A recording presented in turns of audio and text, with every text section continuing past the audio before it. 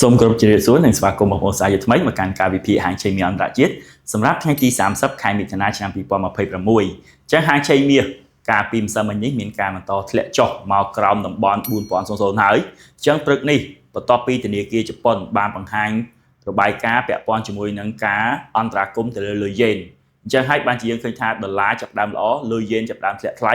ក៏បានទាញតម្លៃមាសឲ្យមកក្រោមតម្លៃ$3,900នៅក្នុងមួយអោនអញ្ចឹងម៉ោងនេះគឺតម្លៃមាសនៅ$3,960ក្នុងមួយអោនស្មើប្រហែលតម្លៃហាងឆេងមាសខ្មែរយើងគឺ$4,771នៅក្នុងមួយតម្លឹងឬក៏$477នៅក្នុងមួយជីបាទអញ្ចឹងមាសនៅតែបន្តរក្សាទំនោរចុះដដែលនៅក្នុងដើមសប្តាហ៍នេះឥឡូវយើងចូលមកដល់ការវិភាគបច្ចេកទេសដើម្បីរកតំបន់ទិញនិងលក់សម្រាប់ក្នុងថ្ងៃនេះ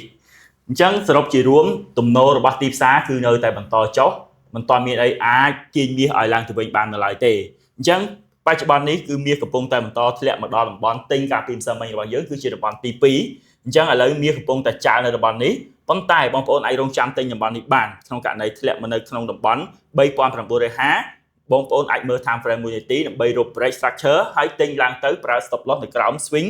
low ឬក៏ resistance swing low តែម្ដងបាទអញ្ចឹងតំបន់នេះគឺយើងអាចរងចាំទិញបានប៉ុន្តែបងប្អូនអាចរងចាំ1នាទី confirm break structure សិនបាទបន្តមកទៀត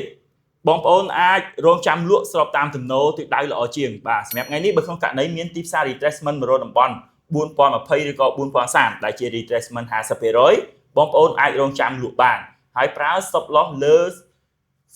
candlestick ណាមួយដែល bearish អញ្ចឹងបងប្អូនអាចលក់មកនេះបានអញ្ចឹង bearish candlestick កន្លែងនេះគឺសំដៅទៅលើ time frame តូចអាចជា5នាទីក៏បាន15នាទីក៏បានឲ្យតែមាន bearish ក្នុង zone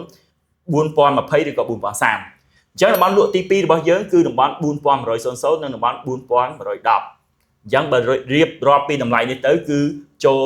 ជិត$200នៅក្នុងមួយអោនឯណោះអញ្ចឹងសម្រាប់តំបន់នេះគឺនៅតែ strong ទេព្រោះវាជា resistance បាទ resistance កាលពីសប្តាហ៍មុនអញ្ចឹងបងប្អូនអាចរងចាំលក់តំបន់នេះបានហើយប្រើ stop loss លើតំបន់4110ហ្នឹងសម្រាប់ការលក់ហើយលក់ចុងក្រោយគឺតំបន់4140មកកាន់តំបន់4150អញ្ចឹងកន្លែងនេះក៏ជា resistance ល្អមួយដែរប៉ុន្តែទីផ្សារមិនងាយនឹងឡើងមកដល់ទេបាទអញ្ចឹងសម្រាប់តំបន់ទិញវិញម្ដង